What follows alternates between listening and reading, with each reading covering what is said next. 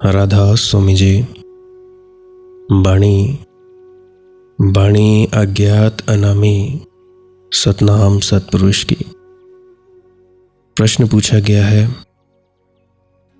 साधारण मनुष्यों के नीचे गिरने की तो बात समझ में आती है कि साधारण लोग जो होते हैं वो ध्यान में मार्ग पे चलते चलते नीचे गिर जाते हैं, लेकिन त्यागी, वैरागी, तप और साधना के रास्ते पर चलने वाले व्यक्ति भी जो कि मंजिल के करीब पहुंच चुके होते हैं, क्यों वे नीचे गिर जाते हैं?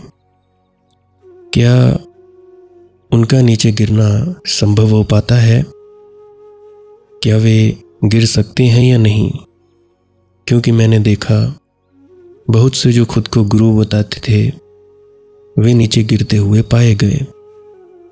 कई ज़्यादा पुलिस केस, कई ज़्यादा FIR, बलात्कार, मारने के बहुत सारे इल्ज़ाम उन पर लगाए गए।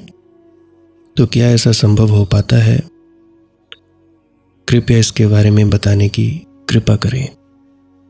तो चलिए इसी विषय के संदर्भ में आज की सत्संग वीडियो आरंभ करते हैं।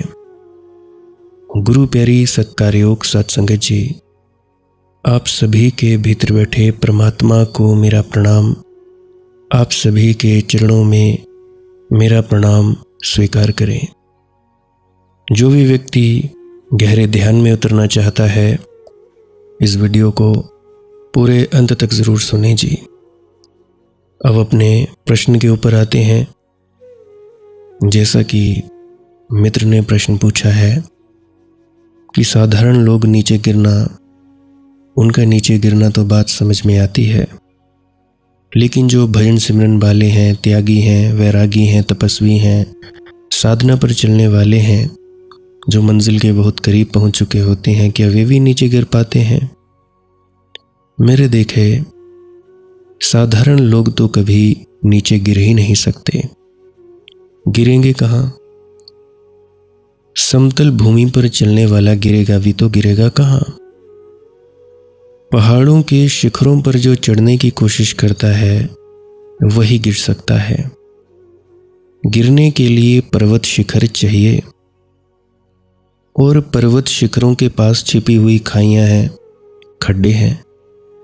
समतल जमीन पर राजपथ पर चलने वाला गिरेगा भी तो क्या गिरेगा? गिरा ही हुआ है।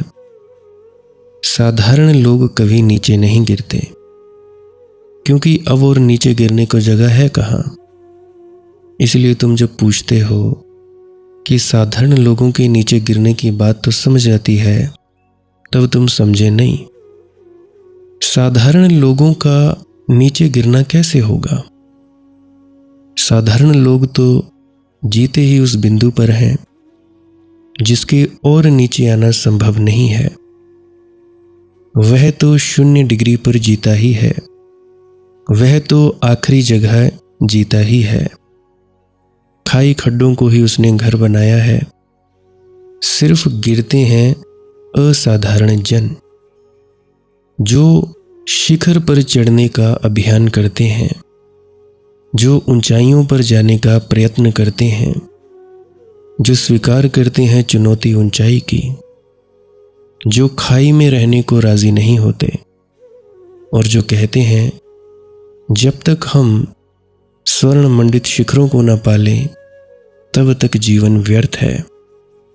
जो खाई के अंधेरे में सरकने को, घर बनाने को राजी नहीं होते, जो कहते हैं हम तो पंख खोलेंगे और उड़ेंगे आकाश में।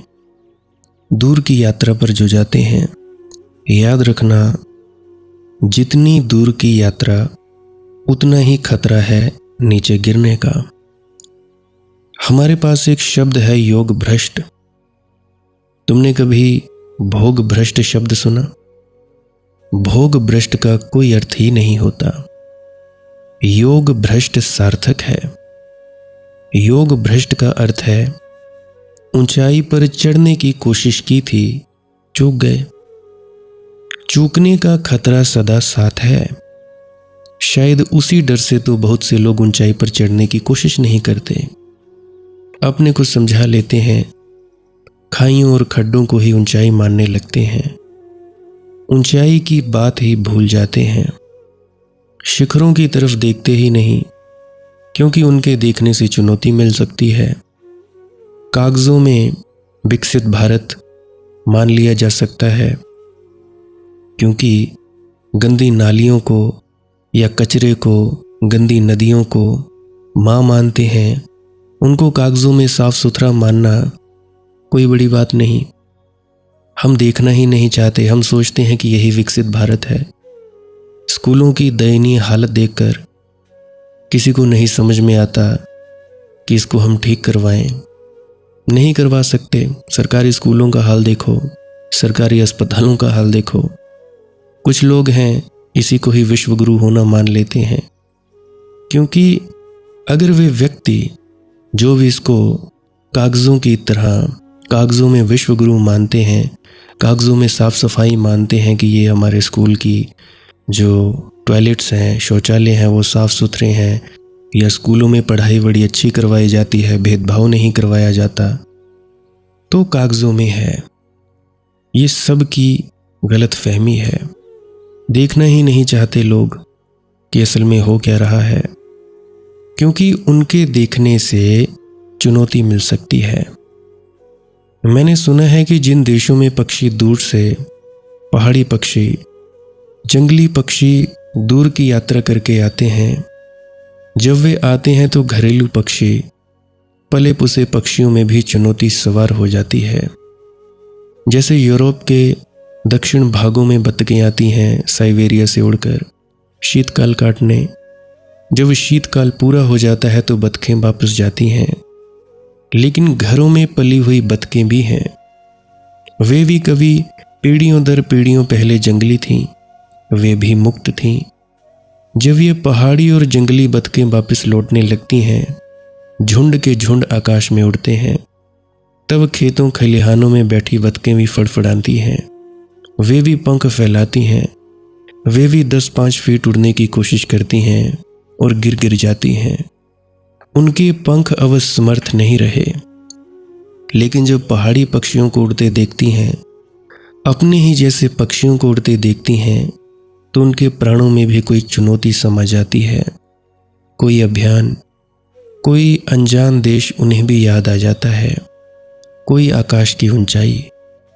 उनके छोटे छोटे मनों में भी दूर साइबेरिया का खुला आकाश एक चोट करता है।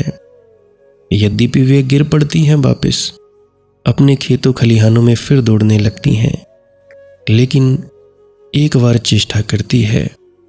जब भी कोई संत, कोई शंकर, कोई महात्मा बुद्ध, कोई गुरु नानक, कोई दादू, कोई रविदास तुम्हारे बीच से गुजरता है, तब तुम भी अपने खेत खलिहानों में थोड़े तड़फड़ाते हो, तुम भी थोड़े पंख मारते हो, क्योंकि उनकी मौजूदगी तुम्हें खबर देती है। उनकी मौजूदगी तुम्हारे भीतर भी किसी सोए स्वर को जगा देती है। तुम भी पहचानते हो कि यह तो मेरी भी नियति है, यह अभियान मेरा भी है, इतनी ही ऊंचाइयों पर मैं भी उड़ सकता हूं। लेकिन फिर तड़फड़ा कर गिर जाते हो, फिर भूल जाते हो। या तुम में जो बहुत चालाक हैं, वे कहेंगे ये बात हो ही नहीं सकती। वे संतों की तरफ देखते ही नहीं, वे पीठ ही किए रहते हैं। वे संत के संबंध में अफवाहें सुनते हैं, संत को सीधा नहीं देखते।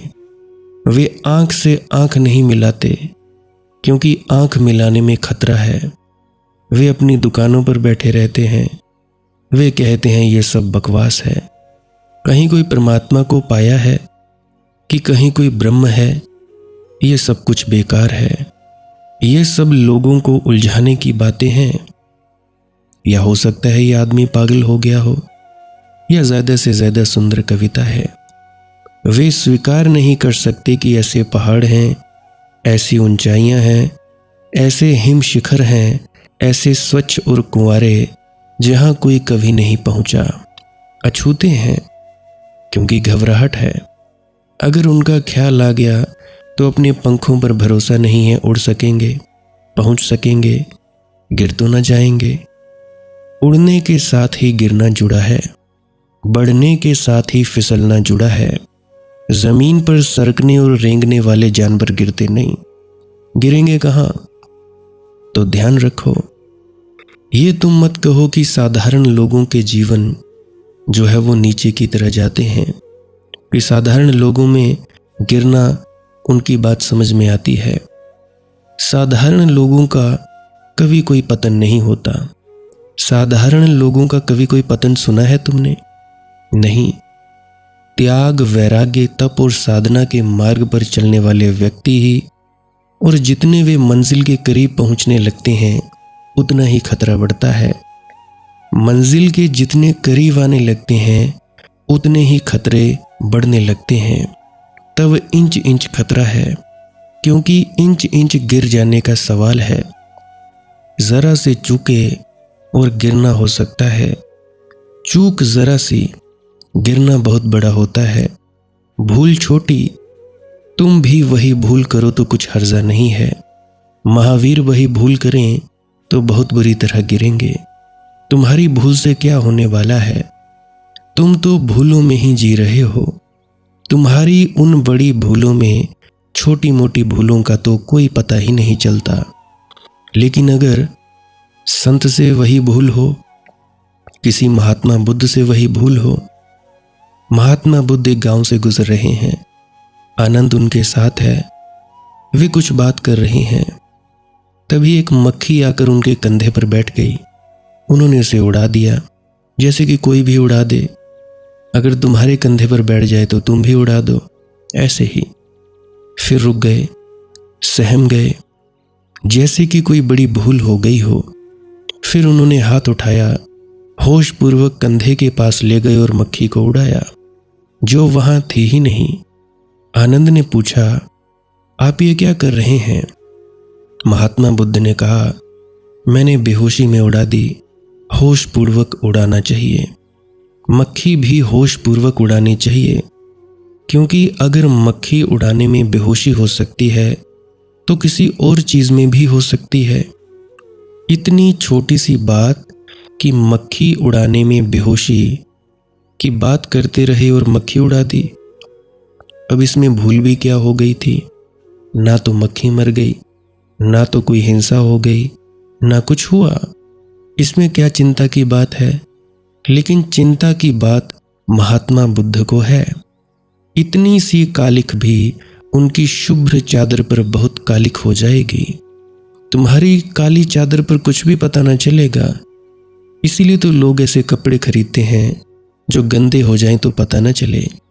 मेरी भी पत्नी कभी कभी चलती है मेरे साथ, तो वो कहती है चादर ऐसी लेनी है जो अगर ज़्यादा गंदी भी हो जाए तो पता ना चले।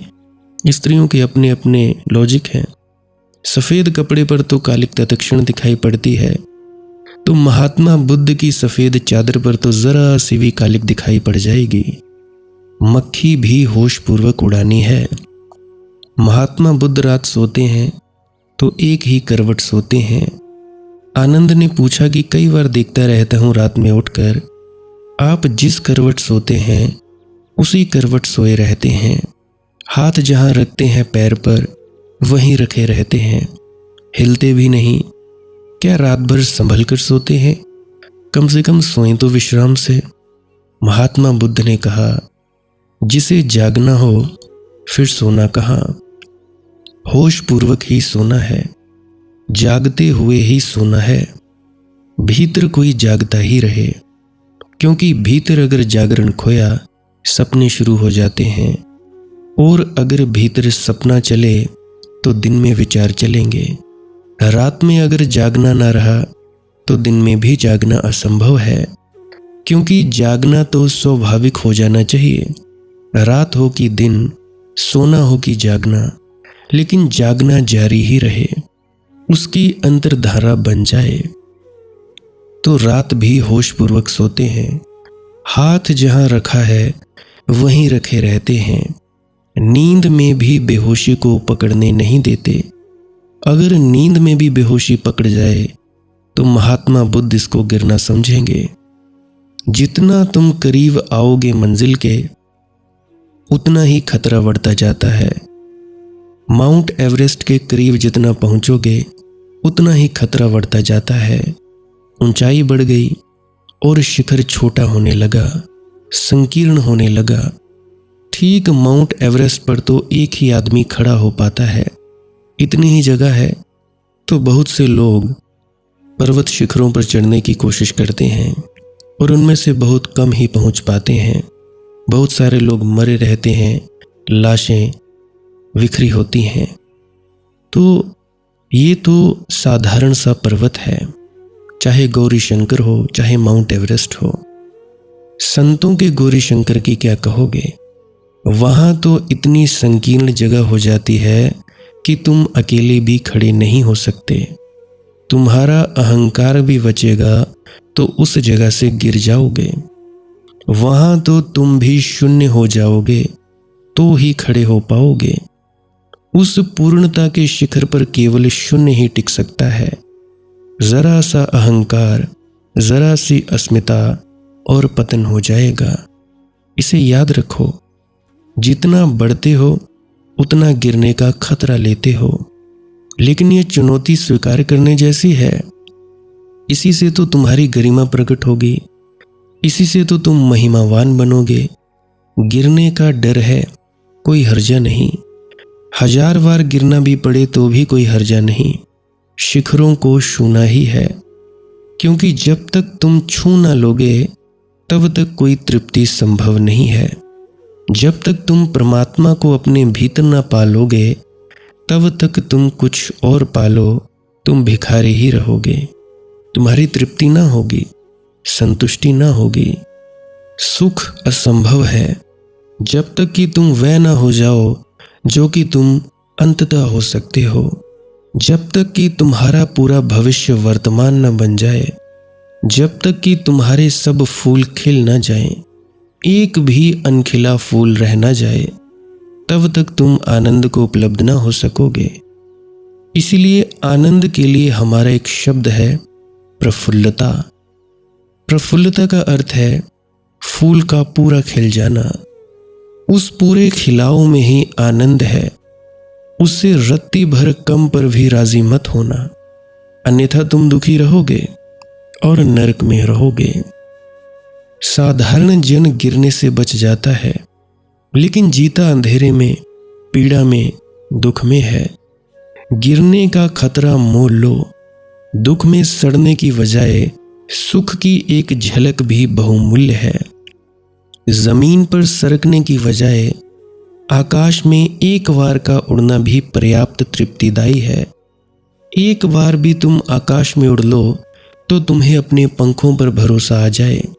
निश्चित ही बहुत बार गिरना होगा, बहुत बार उठना होगा, लेकिन हर गिरना एक शिक्षण है और हर उठना नया बल है। जितनी बार तुम गिरोगे उतनी ही गिरने की संभावना कम होती जाएगी, क्योंकि तुम उठने में कुशल होते जाओगे। तो लंबी यात्रा है और परमात्मा मंजिल है। छोटे से राजी मत हो जाना, जल्दी संतुष्ट मत हो जाना। राह के किनारे बैठकर आंख बंद मत कर लेना और सोचने मत लगना कि मंजिल आ गई। बहुतों ने यही किया है, क्योंकि यात्रा कष्टपूर्ण है। सुविधापूर्ण है राह के किनारे बैठ जाना। चलने में तपश्चर्या है, श्रम है, खून पसीना बहेगा, अपने को दांव पर लगाना पड़ेगा। जीवन एक जुआ है, उसमें जो बड़े जुआरी हैं वही परमात्मा तक पहुंच पाते हैं। अब मैं आप लोगों से एक प्रश्न पूछने वाला हूं। ज़रा सीधा सीधा उत्तर सोचिएगा और सीधा सीधा अपने आप को ही जवाब दिएगा। क्या कभी आपके भीतर ये प्रश्न उठा है कि जिस सुख के पीछे पूरी जिंदगी भाग रहे हो, अगर वही सुख तुम्हारे दुख का कारण हो तो? ज़रा सोचो। जिसे तुम पाना चाहते हो उसे पाने के बाद भी मन खाली क्यों रह जाता है? जिस व्यक्ति के बिना कभी जीवन अधूरा लगता था, उसके मिल जाने के बाद भी भीतर किसी और की तलाश क्यों शुरू हो जाती है? जिस धन को देखकर लगता था बस इतना मिल जाए फिर चैन ही चैन होगा, वही धन मिल जाने के बाद चैन और दूर क्यों चला जाता है? तुम्हारी तनख्वाह होती है 10,000, 15,000, सोचते हो कि 20,000 हो जाए, 30,000 हो जाए, 50 हो जाए, लाख हो जाए तो हमें चैन मिल जाएगा। लाख क्या 10 लाख भी हो जाती है, फिर भी चैन क्यों दूर चला जाता है? कहीं ऐसा तो नहीं है कि जिसे तुम भोग समझ रहे हो वह भोग है ही नहीं? कहीं ऐसा तो नहीं कि तुम पूरी जिंदगी बाजार में नकली सिक्कों को असली समझकर अपनी मुट्ठी में दबाए घूम रहे हो? और सबसे बड़ा रहस्य यह है कि जिसने संसार की इस दौड़ को पहचान लिया, जिसने भीतर छिपे ब्रह्म को जान लिया, वही पहली बार जीवन को भोगता है। संसार कहता है जिसके पास बहुत धन है वह भोगी है, जिसके पास सुंदर घर है, सुविधाएं हैं, स्वादिष्ट भोजन है, प्रशंसा है, संबंध है, पद है, प्रतिष्ठा है, वह भोगी है। लेकिन संतों की दृष्टि कुछ और कहती है। वे कहते हैं तुम भोगी नहीं हो, तुम्हें केवल वहम है कि तुम भोग रहे हो। तुम तो दुख भोग रहे हो। ध्यान से देखना, अब तुमने प्रेम किया और उसके पीछे डर आ गया कि कहीं प्रेम छिन ना जाए। तुमने धन पाया और उसके पीछे चिंता आ गई कि कहीं धन चला ना जाए। तुमने प्रतिष्ठा पाई और उसके पीछे बेचैनी आ गई कि कहीं कोई तुम्हें पीछे ना छोड़ दे। तुमने शरीर के सुख खोजे और हर सुख के बाद एक नई प्यास पैदा हो गई। तो ये कैसा भोग है जिसके बाद तृप्ति ना आए? क्या उसे भोग कहा जा सकता है? जिसके बाद और अधिक चाह पैदा हो, क्या वह आनंद है? जिस सुख को बचाने के लिए रात की नींद खोनी पड़े, क्या वह सुख है? हो सकता है पहली बार तुम्हें ये बात उल्टी लगे, पर शायद ब्रह्म में रमण करने वाला ही असली भोगी है। ब्रह्म में रमण करने से मतलब परमात्मा में लीन रहने वाला व्यक्ति ही असली भोगी है, बाकी कोई भोगी नहीं है, क्योंकि उसे ऐसा आनंद मिला है जिसे कोई छीन नहीं सकता। ऐसी संपदा मिली है जिसे चोर नहीं ले जा सकता। ऐसा प्रेम मिला है जिसमें बिछड़ने का डर नहीं। ऐसा संगीत सुनाई दिया है जो किसी वाद्य से पैदा नहीं होता। और ऐसी तृप्ति मिली है जिसके बाद मन ये नहीं कहता कि थोड़ा और। यही तो परम भोग है। इसीलिए उपनिषद की वह अद्भुत घोषणा है, तेन त्यक्तेन भुंजितः, त्याग के द्वार भोगो। लेकिन ये कैसी पहेली है? त्यागोगे तो भोगोगे कैसे? संसार का गणित कहता है इकट्ठा करो तभी भोगोगे। आत्मा का गणित कहता है छोड़ो तभी जानोगे कि भोग क्या है। और यही मन उलझ जाता है, क्योंकि मन सोचता है कि त्याग का अर्थ है सब कुछ छोड़ छाड़ कर जंगल चले जाना, घर को छोड़ देना, धन छोड़ देना, संबंध छोड़ देना, किसी डेरे में चले जाना या कहीं भी चले जाना। नहीं, वास्तविक त्याग वस्तुओं का नहीं है। वास्तविक त्याग उस भ्रम का है कि वस्तुएं तुम्हें पूर्ण कर सकती हैं। तुम घर में रहो लेकिन घर तुम्हारे भीतर ना रहे। पैसा हाथ में रहे लेकिन पैसा तुम्हारे हृदय पर ना बैठ जाए। संबंधों में प्रेम हो लेकिन अधिकार ना हो। जीवन के रंगों से भागना नहीं है, बस इतना जान लेना है कि कोई भी रंग तुम्हारी आत्मा का स्थान नहीं ले सकता। एक कहानी मुझे याद आती है कि एक पैसे वाला व्यक्ति एक संत के पास गया। उसने बड़ी श्रद्धा से उनके चरणों में पैसा रख दिया। उसके भीतर थोड़ा गर्व भी था कि देखो मैंने कितना बड़ा दान किया है। संत मुस्कुराए। उन्होंने पैसा वापस करते हुए कहा, इसे अपने पास ही रखो। वह व्यक्ति बड़ा हैरान हुआ, बोला, आप तो बड़े त्यागी हैं। संत हंसे और बोले, त्यागी मैं नहीं तुम हो। वह हैरान हुआ। संत ने कहा, मैंने थोड़े से पैसे को छोड़ा और परमात्मा को पाया, लेकिन तुम परमात्मा को छोड़कर पैसा पकड़े बैठे हो। अब बताओ बड़ा त्याग किसने किया? एक क्षण के लिए उस व्यक्ति की सारी बुद्धि शांत हो गई। और शायद यही प्रश्न आज तुम्हारे सामने भी खड़ा है। तुमने जीवन में क्या चुना है और किस कीमत पर चुना है? कहीं तुम कंकड़ पत्थर इकट्ठे करते करते हीरे तो नहीं खो रहे? कहीं तुम बूंदों के पीछे भागते भागते सागर से दूर तो नहीं हो गए? कहीं तुम सुख की तलाश में आनंद को तो नहीं खो बैठे? सुख और आनंद में बहुत अंतर है। सुख हमेशा किसी कारण पर निर्भर है। किसी ने तुम्हारी इज्जत कर दी, प्रशंसा कर दी तो तुम सुखी। किसी ने तुम्हारी निंदा चुगली कर दी, तुम दुखी। पैसा आया, सुख। पैसा चला गया, दुख। मनचाही बात हो गई तो सुख, मन के विपरीत हो गई तो दुख।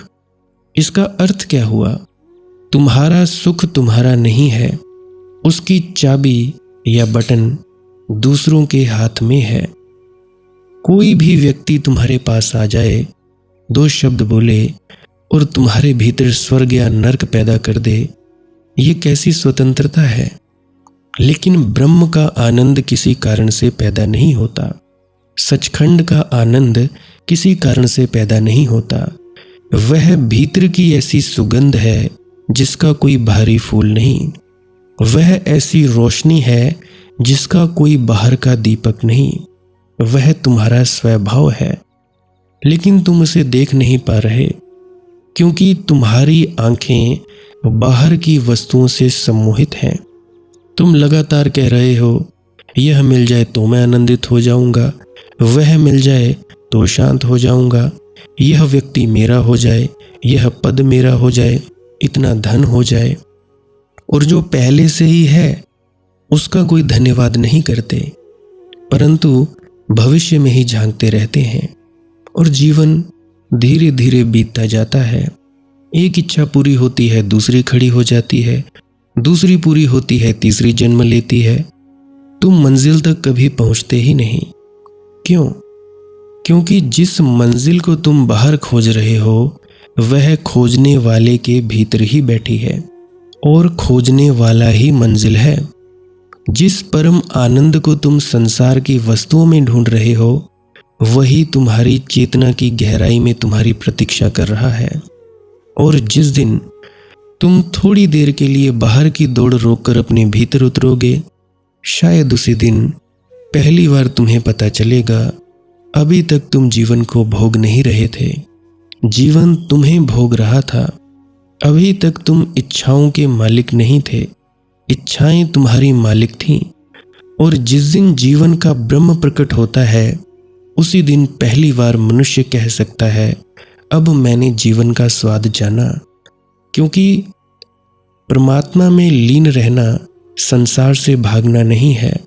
परमात्मा में लीन रहना उस स्रोत में उतर जाना है जहाँ से प्रेम आता है, जहाँ से संगीत आता है, जहाँ से शांति आती है और जहाँ पहुंचकर खोजने वाला स्वयं खो जाता है। और शायद परम आनंद का द्वार भी वहीं खुलता है जहाँ तुम नहीं बचते, केवल वह बचता है। और जब केवल वह बचता है तभी असली भोग शुरू होता है। लेकिन एक बात बहुत गहराई से समझ लेना, जब कहा जाता है कि ब्रह्म ज्ञानी ही वास्तविक भोगी है, तो इसका अर्थ ये नहीं है कि वह संसार की वस्तुओं का शत्रु हो गया। ऐसा नहीं कि उसे फूल सुंदर नहीं लगते, संगीत मधुर नहीं लगता, भोजन का स्वाद नहीं आता, वह काम धंधा नहीं करता, किसी प्रिय की उपस्थिति हृदय को छूती नहीं। बल्कि सच तो ठीक उल्टा है। पहली बार वही फूल को वास्तव में देख पाता है। तुम फूल को देखते हो लेकिन तुम्हारा मन कहीं और होता है। आंखें फूलों पर हैं और मन तुम्हारा भविष्य में है। तुम संगीत सुनते हो लेकिन अंदर विचारों का शोर चल रहा है। तुम भोजन करते हो पर उसी समय मोबाइल देख रहे हो या टीवी देख रहे हो, किसी से बात कर रहे हो, कल की चिंता कर रहे हो या मोबाइल देख रहे हो। तुम उपस्थित हो कहाँ? और जो उपस्थित ही नहीं है वह भोगेगा कैसे? भोग के लिए पहली शर्त है उपस्थिति, मौजूद होना, पूर्ण उपस्थिति। जिस क्षण तुम पूरी तरह मौजूद हो जाओगे उसी क्षण साधारण भी असाधारण हो जाता है। एक गिलास पानी भी अमृत हो जाता है। हवा का एक झोंका भी प्रार्थना हो सकता है। किसी वृक्ष के नीचे बैठना भी ध्यान हो सकता है। किसी पक्षी की आवाज भी मंत्र बन सकती है। लेकिन तुम उपस्थित नहीं हो। तुम्हारी सबसे बड़ी गरीबी पैसे की कमी नहीं है। तुम्हारी सबसे बड़ी गरीबी है तुम उस क्षण में नहीं हो जिसमें जीवन घट रहा है। जीवन केवल अभी है। तुम या तो बीते हुए कल में हो या आने वाले कल में, और परमात्मा वह हमेशा अभी में है। इसलिए तुम्हारी और परमात्मा की मुलाकात नहीं हो पा रही। तुम समय में दौड़ रहे हो, वह वर्तमान में खड़ा है। तुम भविष्य की ओर भाग रहे हो, वह तुम्हारे भीतर प्रतीक्षा कर रहा है। और तुम कहते हो परमात्मा मिलता क्यों नहीं? तो जिस दिशा में वह है ही नहीं, तुम उसी दिशा में खोज रहे हो। अब जरा सोचो और कल्पना करो, एक व्यक्ति अपने घर की चाबी घर के भीतर खो देता है, लेकिन बाहर सड़क पर खोज रहा है। कोई पूछता है चाबी कहाँ खोई? वह कहता है जी घर के अंदर। तो बाहर क्यों खोज रहे हो? वह कहता है जी बाहर रोशनी है। तुम भी यही कर रहे हो। आनंद खोया भीतर है, खोज बाहर रहे हो। मंदिर, मस्जिद, गुरुद्वारा, गिरजा और भी न जाने कई धर्म स्थलों पर। कोई बोलता है सत्संग सेंटरों में आनंद मिलेगा, कोई बोलता है जी डेरों में मिलेगा, कोई बोलता है जी गुरु के दर्शन करने में मिलेगा। परंतु असल बात रही है, सब कुछ घर में बाहर नहीं, अपने ही अंदर है आनंद। तुम खोज बाहर रहे हो। क्यों? क्योंकि बाहर वस्तुएं दिखाई देती हैं और भीतर अंधेरा दिखाई देता है। बाहर बाजार है, आकर्षण है, रंग हैं, आवाजें हैं। भीतर है चुप्पी, भीतर है मौन। और ये जो मन है ये चुप्पी से डरता है, मौन से डरता है। क्योंकि मौन में पहली बार तुम्हें स्वयं से मिलना पड़ेगा। तुम सारी जिंदगी दूसरों से मिलते रहे हो, अपने आप से कब मिले? कभी अकेले बैठकर ये देखा कि भीतर कौन है? जब कोई विचार नहीं होता तब कौन बचता है? जब कोई इच्छा नहीं होती तब कौन बचता है? जब नाम भूल जाओ, पद भूल जाओ, रिश्ते भूल जाओ, अपने बारे में बनाई हुई सारी कहानियां भूल जाओ, तब कौन है? यही प्रश्न तुम्हें परमात्मा के द्वार तक ले जा सकता है। मैं कौन हूं? लेकिन इसे बुद्धि से मत पूछना। बुद्धि तुरंत उत्तर दे देगी, मैं ये हूं जी, मैं वह हूं जी, मैं पुरुष हूं जी, मैं स्त्री हूं जी, मैं अमुक परिवार का हूं जी, मैं अमुक धर्म का हूं, मैं अमुक देश का हूं। लेकिन ये सब तुम्हें दिए गए परिचय हैं। जब तुम पैदा हुए थे तब तुम्हारे पास कौन सा नाम था? तुम्हारे पास कौन सा धर्म था? तुम्हारे पास कौन सी उपलब्धि थी, उपाधि थी? कुछ भी तो नहीं। फिर भी तुम थे। तो जो बिना नाम के था वही तुम हो। नाम बाद में दिया गया, नाम बाद में आया। शरीर बदलता रहा। बचपन का शरीर कहाँ गया जी? युवावस्था का शरीर भी बदलता जा रहा है। विचार बदलते रहे, इच्छाएं बदलती रहीं, रिश्ते बदलते रहे। पर एक चीज है जो इन सब परिवर्तनों को देख रही है। बचपन देखा, यौवन देख रही है, विचारों को आते जाते देखती है, सुख आता है देखती है, दुख आता है देखती है, क्रोध आता है देखती है, प्रेम उठता है देखती है। कौन है वह देखने वाला? और यही रहस्य है। और जिस दिन देखने वाला स्वयं को पहचान लेता है, उस दिन भोग का अर्थ बदल जाता है। उस दिन तुम अनुभवों के पीछे नहीं भागते। कुछ लोग मुझसे आकर कहते हैं कि मुझे ये अनुभव होता था अब नहीं होता, 6 महीने पहले ये होता था अब नहीं होता, या 5 साल पहले होता था अब नहीं होता। अरे भैया, फर्ज करो तुम्हारा शरीर है, तुमने अपने हाथ में बर्फ का टुकड़ा पकड़ लिया, ठंडक महसूस हुई। तो ठंडक महसूस किसे हुई? तुम्हें हुई। अब मान लो तुम 10 दिन बर्फ नहीं पकड़ते तो तुम्हें ठंडक महसूस नहीं हो रही है। तो ठंडक यानी अनुभव आता जाता रहता है, परंतु अनुभव हो किसे रहा है वो आता जाता नहीं। मतलब अनुभव करने वाले को जानना है, अनुभवों के पीछे नहीं भागना। तुम कहते हो ये हुआ था जी, अरे हो गया तो हो गया। तो तुमने मान लो बगुले देख लिए, ध्यान में बगुले देख लिए, अब तुम बगुले नहीं देख पाते, तो तुम्हें बगुले देखने से मिलेगा क्या? तुम ध्यान में सरोवर देखते हो, या मान लो तुमने चांद तारे देख लिए, तो उससे होगा क्या? तुमने सब चीजें देखी, तो सामने जो चीजें देखी उन चीजों को देखने से तुम्हारे अपने आप की पहचान तो नहीं होती। तुम अपने आप को तो नहीं पहचान पाते कि मैं कौन हूं। मान लो तुमने सामने सूरज देख लिया, क्या सूरज को देखने से तुम्हें अपने आप की पहचान हो जाएगी? चलो छोड़ो परे, तुमने अपने गुरु के दर्शन कर लिए, तो क्या गुरु के दर्शन करने से तुम्हारी अपने आप की पहचान हो जाएगी? बिल्कुल नहीं होगी। इसका अर्थ ये हुआ कि कोई भी चीज जो दिखती है, जो दिखाई देती है, वो सब हम नहीं हैं। कुर्सी देखे तो क्या कुर्सी तुम हो? बिल्कुल नहीं। तुम्हें अपने घर में मोटरसाइकिल दिख जाए तो क्या मोटरसाइकिल तुम हो? नहीं, तुम नहीं हो। तो तुम हो क्या? देखने वाले। देखने वाले हो तुम, अनुभव करने वाले हो तुम, अनुभव नहीं। ये जो बगुलों का अनुभव करने वाला है वो हो तुम, बगुले का अनुभव नहीं हो तुम। मैं बार बार कह रहा हूं, ध्यान से समझिएगा। जो भी अनुभव होता है वो अनुभव अलग है, और जिसे अनुभव हो रहा है यानी कि तुम, वो अलग है। उदाहरण के लिए मनदीप है, मनदीप को अनुभव हो रहा है खुशबू का, तो मनदीप खुशबू नहीं है। अनुभव हो किसे रहा है? मनदीप को अनुभव हो रहा है खुशबू का। तो मनदीप को अपने आप की पहचान करनी है, ना कि खुशबू की। मेरे ख्याल से समझ पा रहे होगे कि पहले ये होता था, अब नहीं होता। क्यों नहीं होता? जो होता है होने दो। अनुभवों के पीछे मत भागो। अनुभव तुम्हारे भीतर से आते हैं और जाते हैं, और तुम साक्षी बने रहते हो। सुख आया स्वागत, दुख आया स्वागत, लाभ आया स्वागत, हानि हुई स्वागत। लेकिन भीतर कुछ अछूता है, कुछ ऐसा जिसे ना लाभ बढ़ाता है, ना हानि घटाती है, ना प्रशंसा फुलाती है, ना निंदा तोड़ती है।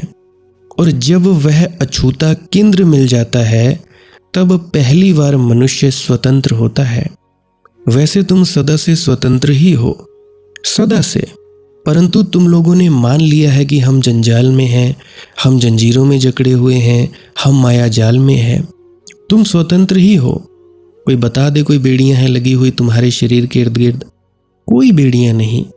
परंतु ऐसा क्यों लगता है कि तुम स्वतंत्र नहीं हो, तुम आज़ाद नहीं हो?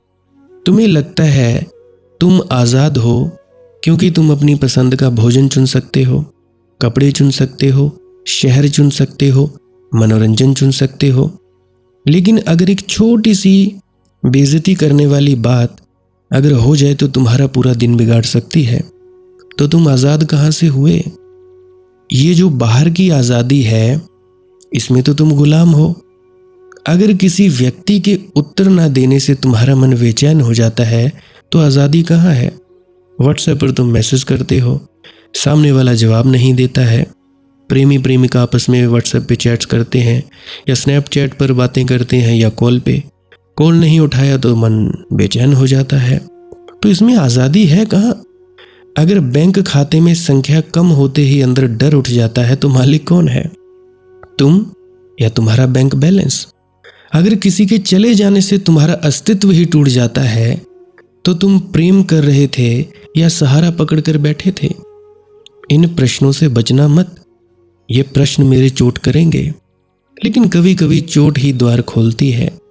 सत्य हमेशा तुम्हें सहलाने नहीं आता। कभी सत्य तुम्हारे सपनों को तोड़ता है, क्योंकि जब तक सपना नहीं टूटेगा, जागरण होगा कैसे? तुम्हारा पूरा संसार बहुत हद तक इच्छाओं का सपना है। तुम कहते हो बस ये मिल जाए, फिर मैं संतुष्ट हो जाऊंगा। लेकिन क्या कभी हुआ? कहते हो जी एक बार मैं डेरे हो जाऊं, बाबा जी के दर्शन कर आऊं, फिर मैं संतुष्ट हो जाऊंगा या हो जाऊंगी। हुए? क्या हुआ? हुए कभी संतुष्ट? बचपन में खिलौना चाहिए था, खिलौना मिला, फिर नया खिलौना चाहिए था।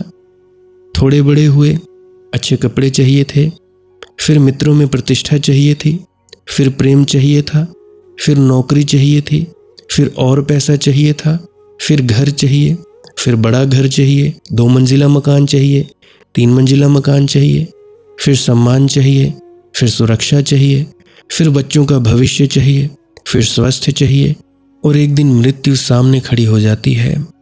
तब पता चलता है पूरी जिंदगी फिर में बीत गई, अभी कभी आया ही नहीं।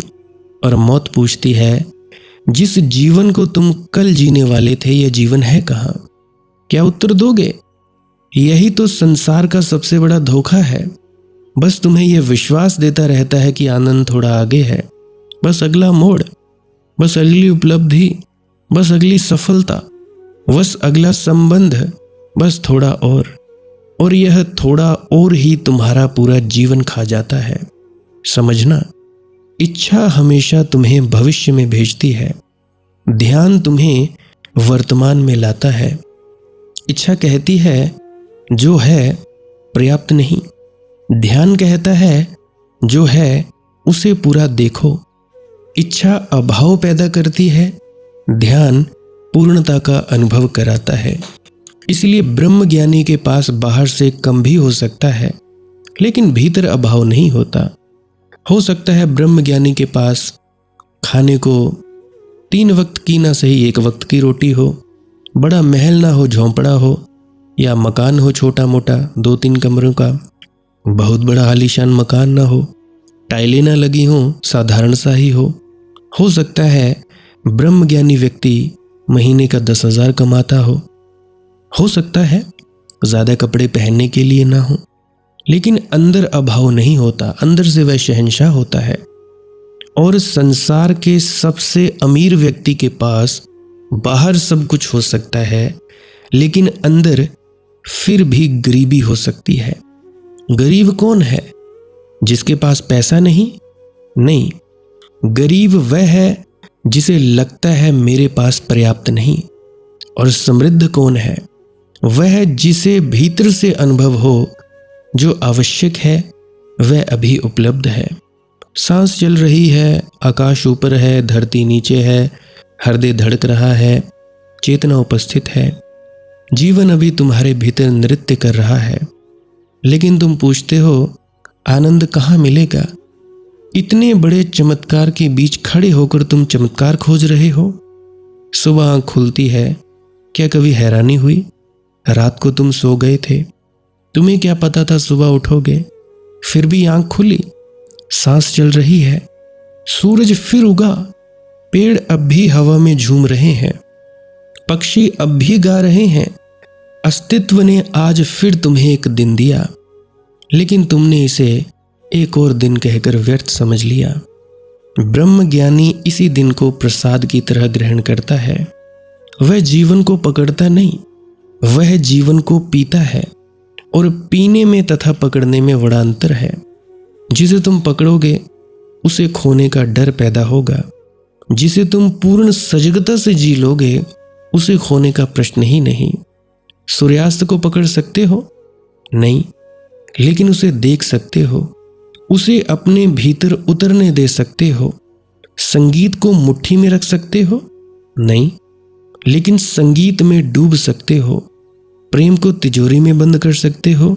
नहीं, लेकिन प्रेम बन सकते हो। वही परमात्मा में लीन होना है। अस्तित्व को अपनी संपत्ति बनाने की कोशिश मत करो, उसमें विलीन हो जाओ। नदी जब तक स्वयं को बचाती है समुद्र से अलग रहती है। जिस क्षण वह स्वयं को समुद्र में छोड़ देती है उसका अंत हुआ या विस्तार? सोचना, नदी गई कहाँ? नाम गया, सीमाएं गईं, किनारे गए, लेकिन नदी पहली बार विराट हो गई। साधक के साथ भी यही होता है। तुम्हारा सबसे बड़ा दुख संसार नहीं है, तुम्हारा सबसे बड़ा दुख है तुम स्वयं को एक अलग छोटा अकेला अस्तित्व समझ बैठे हो। मैं अलग हूं, दुनिया अलग है, परमात्मा कहीं ऊपर अलग है, और फिर इस छोटे से मैं को बचाने की पूरी जिंदगी कोशिश चलती रहती है। मेरी प्रतिष्ठा, मेरा धन, मेरा परिवार, मेरा ज्ञान, मेरी साधना, यहाँ तक कि तुम परमात्मा को भी मेरा परमात्मा बना लेते हो। अहंकार बड़ा चालाक है। वह मंदिर में भी प्रवेश कर जाता है। वह कहता है, देखो मैं कितना धार्मिक हूँ, मैं कितनी पूजा करता हूँ, मैं कितना ध्यान करता हूँ, मैं कितना बड़ा सेवादार हूँ, मैंने कितने भंडारे लगाए हैं, मैं दूसरों से अधिक आध्यात्मिक हूँ। जिस दिन साधना भी अहंकार का आभूषण बन जाए, उस दिन परमात्मा और दूर हो जाता है। क्योंकि ब्रह्म का अनुभव मैं बहुत बड़ा हूं में नहीं होता। ब्रह्म का अनुभव वहां होता है जहां पहली बार ये मैं पारदर्शी होने लगता है, जहां तुम स्वीकार करते हो मैं अलग नहीं हूं। जिस हवा को वृक्ष ने छोड़ा वही मेरी सांस बनी। जो पानी बादल में था वही मेरे रक्त में बह रहा है। जो मिट्टी कभी पर्वत थी वही मेरा शरीर का हिस्सा है। जो तत्व तारों में है उन्हीं तत्वों से ये शरीर बना है। तो सीमा है कहाँ? तुम कहाँ समाप्त होते हो और अस्तित्व कहाँ शुरू होता है? शरीर की त्वचा पर।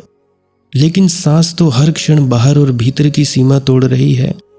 तुम बाहर को भीतर ले रहे हो, भीतर को बाहर दे रहे हो। हर क्षण आदान प्रदान चल रहा है। तुम अलग हो ही नहीं, अलगाव केवल विचार है। और जिस दिन ये विचार गिरता है उसी दिन परमात्मा की पहली झलक मिलती है। अचानक लगता है मैं इस वृक्ष को नहीं देख रहा। हम दोनों एक ही जीवन की दो अभिव्यक्तियां हैं। मैं आकाश से अलग नहीं, मैं धरती से अलग नहीं, मैं अस्तित्व में आया नहीं हूं, मैं अस्तित्व ही हूं जिसने कुछ समय के लिए ये रूप लिया है। और तब मृत्यु का भय भी बदलने लगता है।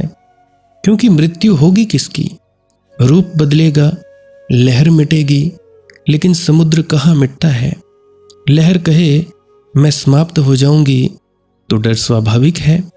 लेकिन अगर लहर जान ले कि मैं पानी हूं तो मृत्यु कहाँ है? लहर उठी थी, लहर गिरेगी। पानी पहले भी था, पानी बाद में भी रहेगा। तुम्हारी आध्यात्मिक यात्रा का पूरा सार इतना ही है, लहर से पानी की ओर लौटना, नाम से अनाम की ओर, रूप से अरूप की ओर, शोर से मौन की ओर, इच्छा से अस्तित्व की ओर।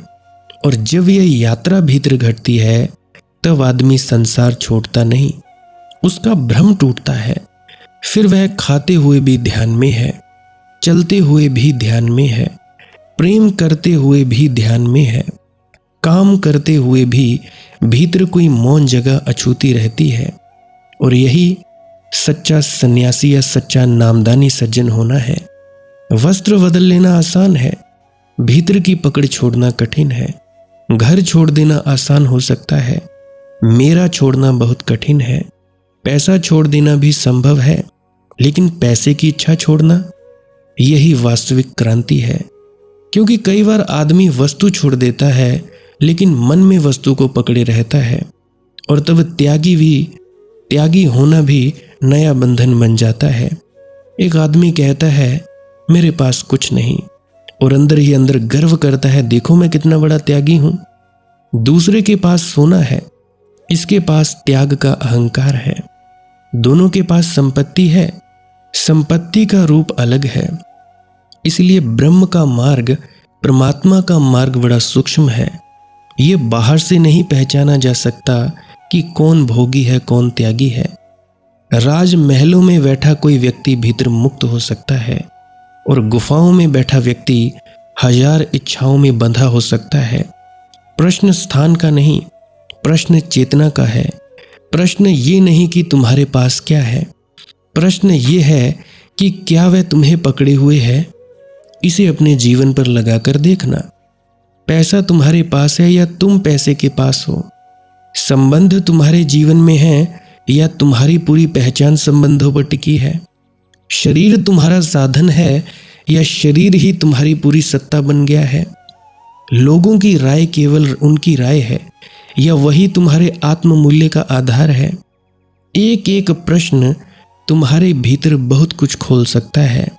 और अगर एहसास है, साहस है, तो आज रात अकेले बैठकर स्वयं से एक प्रश्न पूछना, जिसे खोने का मुझे सबसे अधिक डर है, क्या वही मेरी सबसे बड़ी कैद है?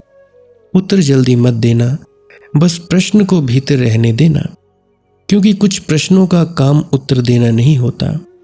कुछ प्रश्न दरवाजा होते हैं, वे भीतर उतरते जाते हैं और एक दिन अचानक तुम देखते हो कि जिस चीज को पकड़े पकड़े तुम्हारे हाथ दुख रहे थे, उसे छोड़ते ही पहली बार हाथ खाली हुए। और खाली हाथों में ही परमात्मा उतर सकता है। भरे हुए पात्र में और क्या डाला जा सकता है? तुम अपनी मान्यताओं, इच्छाओं, डर, यादों और योजनाओं से इतने भरे हुए हो कि भीतर अस्तित्व के लिए जगह ही कहाँ है। इसलिए कभी कभी जीवन तुमसे कुछ छीनता है और तुम उसे दुर्भाग्य करते हो। हाय मेरे रब्बा, यहाँ क्यों कीता, हाय बाबा जी, बहुत माड़ा होया, छीन लिया, खो लिया।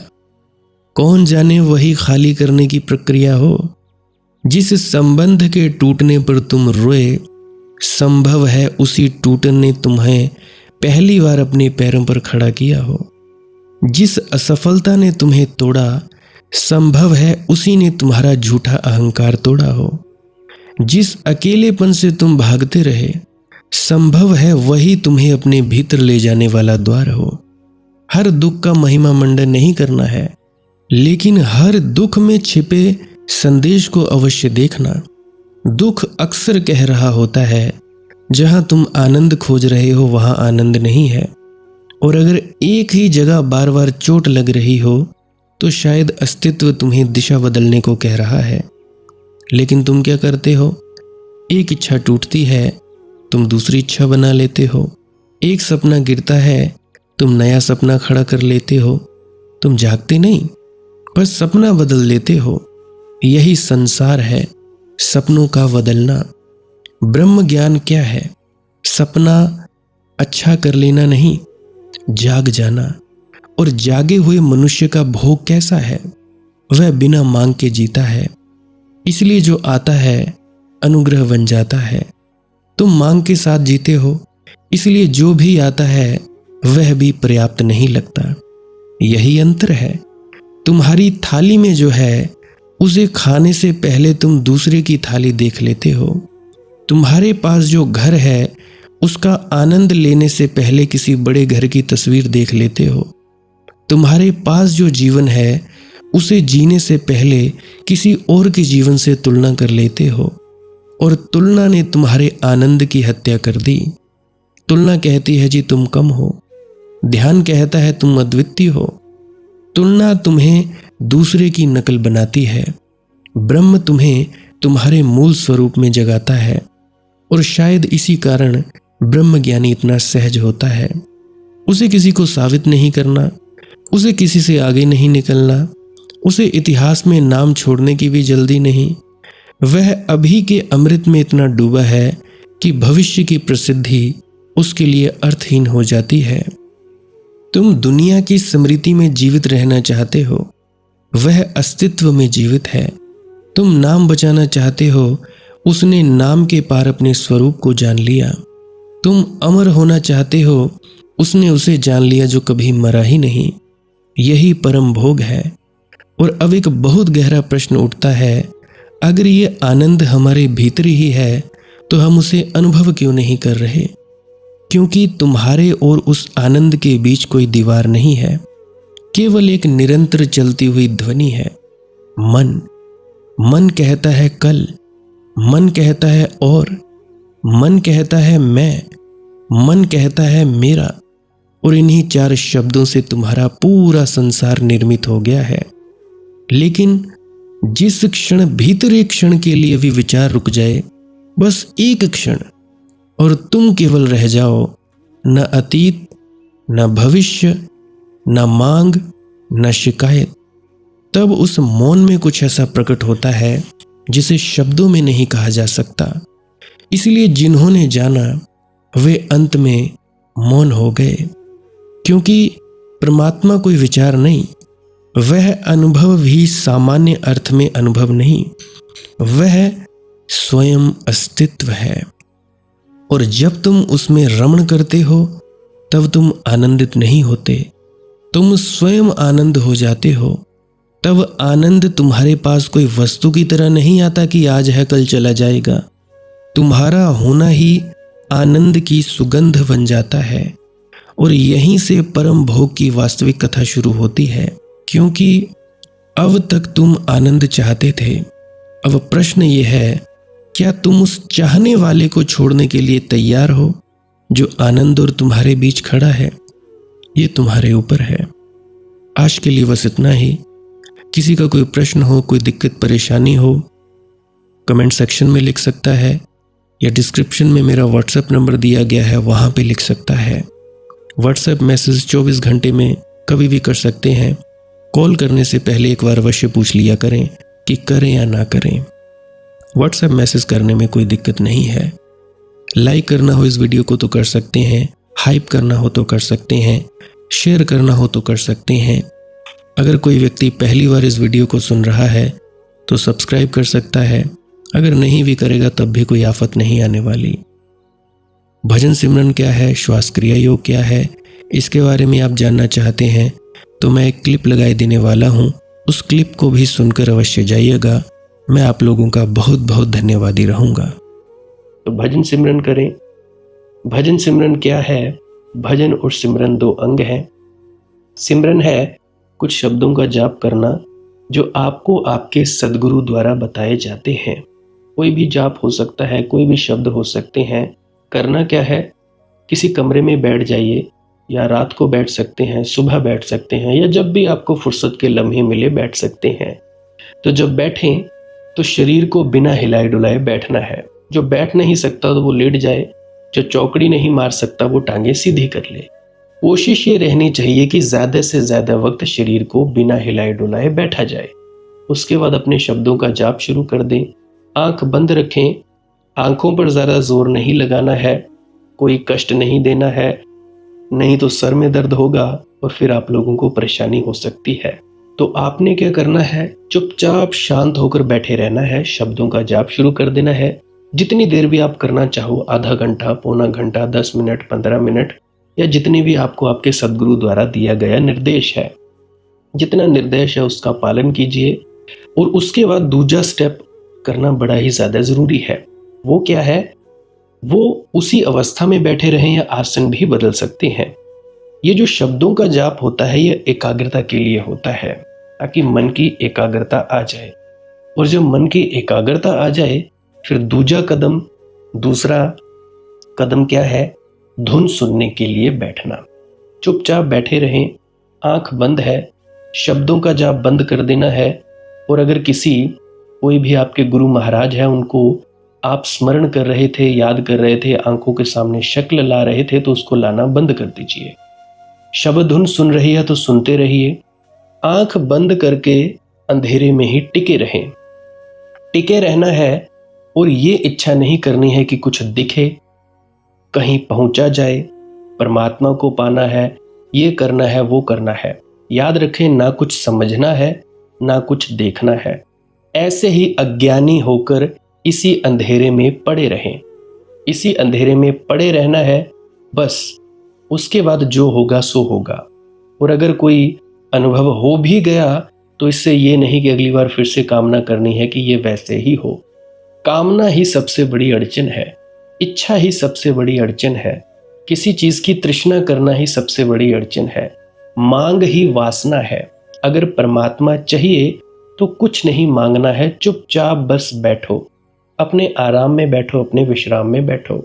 धीरे धीरे धीरे वो होगा जो होना चाहिए। अगर मैं ज़्यादा बोलूँगा तो आप लोग फिर से उसकी कल्पना कर लोगे कि जी ऐसा होता है, खंड ब्रह्मांड ऐसे होते हैं, चांद तारे दिखेंगे, फलाना ढिकाना। तो मैं ऐसा नहीं कहूँगा। मैं बस इतना कहूँगा, जो कुछ दिखता है, कुछ भी दिख जाए, वो मन है, वो माया है। जो नहीं दिखता वही आत्मा है, वही आत्मा में होना है। अब जैसा कि तुम लोग इसी अंधेरे में टिके रहोगे, टिके रहोगे, टिके रहोगे, तो कुछ दिनों के बाद या महीनों के बाद एक प्रकाश आएगा। वो प्रकाश पूरे शरीर में फैलता जाएगा और धीरे धीरे तुम इस प्रकाश के सहारे अपने आप में स्थित होगे। अब देखो, इस प्रकाश को देखने वाले भी तुम हो और इस शब्द धुन को सुनने वाले भी तुम हो। अब जो ये शब्द धुन को सुनता है और प्रकाश को देखता है, ये तुम हो। तो अपने आप में स्थित होना है, अपने आप को जानना ही सच्चा आत्मज्ञान है। खुद को जानना, खुद को जान लिया, मालिक को फिर जान जाओगे। तो इतनी सी प्रक्रिया है। और आगे आप श्वास क्रिया भी कर सकते हो। ये मुझे बताई गई थी विजय शर्मा जी द्वारा। वो एक उच्च कोटि के संत हैं, तो उन्होंने मुझे बताई और मेरा फर्ज बनता है कि आप सभी को बताऊं। वैसे तो मैं रोज रोज बताता हूं, फिर भी आज फिर से बता रहा हूं। श्वास क्रिया क्या है? नाक से सांस लेना है, मुंह से छोड़ना है। लंबा सांस लेना है नाक से और मुंह से छोड़ देना है। 15 मिनट करें, 20 मिनट करें, आधा पौना घंटा, जितनी देर भी आप कर सकते हो करें। करने के बाद करना कुछ नहीं है, चुपचाप आंख बंद करके बैठ जाना है। लेट सकते हो तो लेट सकते हैं, वो आपकी अपनी इच्छा है। नींद आ जाए तो सो जाना है, तो शरीर को कष्ट नहीं देना है। अगर सर घूमे घूमने देना है, अगर आपका शरीर कांपे तो कांपने देना है। उसकी आपने दिक्कत, परेशानी और चिंता नहीं लेनी है, ये सब होता ही है। और मरने से डर लगे तब भी नहीं डरना है, ये होता ही है। क्या कहा मैंने? 15 से 20 मिनट कर सकते हैं, उसके बाद चुपचाप बैठें और अपने भीतर अपने आप उतर जाओगे। ठीक है जी। प्रेग्नेंट लेडीज़ बिल्कुल ना करें, जिनको दिल की बीमारी है या गोलियां वगैरह खाते हैं वो भी बिल्कुल ना करें, और बाकी सब कर सकते हैं। जिनको नींद नहीं आती वो अवश्य करें, और जिनको थोड़ा डिप्रेशन रहता है वो भी अवश्य करें, और जिनके बच्चे थोड़े पढ़ाई में कमज़ोर हैं वो भी ज़रूर करें। बाकी आपकी मौज है, करना हो करिए, नहीं तो आपकी अपनी अपनी इच्छा है। और ध्यान दें, जब सिमरन करें तो उसके बाद सीधा भजन पे बैठें, और जब यह श्वास क्रिया करें तो इसके बाद सीधा भजन के लिए बैठें। अलग अलग प्रक्रियाएं हैं। एकाग्रता के लिए है श्वास क्रिया और एकाग्रता के लिए ही है भजन सिमरन। सिमरन भी एकाग्रता के लिए और श्वास क्रिया भी एकाग्रता के लिए। ठीक है, मिक्स नहीं करना है, अलग अलग करिए। अगर श्वास क्रिया करी तो उसके बाद सीधा धुन सुनने पर बैठें। अगर सिमरन के शब्दों का जाप किया उसके बाद फिर से धुन सुनने पर बैठें। बाकी आपकी अपनी मौज है, जो आपको रुचे वो कर सकते हो। अगर धुन सुनने लगे तो धुन सुनने पर ही डायरेक्ट बैठा जाए, परंतु श्वास क्रिया मत छोड़ना, क्योंकि श्वास क्रिया करने से शारीरिक, मानसिक और आध्यात्मिक लाभ मिलता है। तो बाकी आप कीजिए, आपकी मौज है। और कोई प्रश्न है तो कमेंट सेक्शन में पूछ सकते हैं, या इंस्टाग्राम, टेलीग्राम, फेसबुक पे सर्च करें मालिक की मौज सत्संग, तो वहाँ पे पूछ सकते हैं। प्रश्न पूछने से पहले एक विनती, आप लोग पुरानी सत्संग वीडियोस को अवश्य सुनिए। क्या पता आपके प्रश्नों के जवाब मिल जाएं और आप अपने भीतर ध्यान में उतर जाएं। बाकी आपकी अपनी मौज है। लाइक कर सकते हैं इस वीडियो को अगर आपको कुछ सीखने को मिला है, और कमेंट सेक्शन में राधा स्वामी ज़रूर लिखें। सब्सक्राइब कर सकते हैं इस चैनल को अगर रोज़ रोज़ नए नए सत्संग सुनना चाहते हैं। और बाकी आप सत्संग लगा के छोड़ दीजिए, और बस छोड़ दीजिए। सुनते सुनते आप ध्यान में प्रवेश करेंगे या तो आप जी सो जाएंगे, तो आपकी मौज है। बाकी आप लोग अगर शेयर करना चाहो अपने मित्रों तक तो कर सकते हैं, नहीं तो मालिक की मौज है, कोई चक्कर नहीं है। आप मुझे इतने अंत तक सुनते हो, इतने अंत तक सुनने के लिए आपका बहुत बहुत शुक्रिया, बहुत बहुत धन्यवाद। और मुबारक हो आप लोगों ने जो आनंद प्राप्त किया। अब मैं अपने गुरु महाराज को प्रणाम करता हूँ। आप सभी के भीतर बैठे परमात्मा को भी प्रणाम करता हूँ। मेरा प्रणाम स्वीकार करें। राधा स्वामी जी।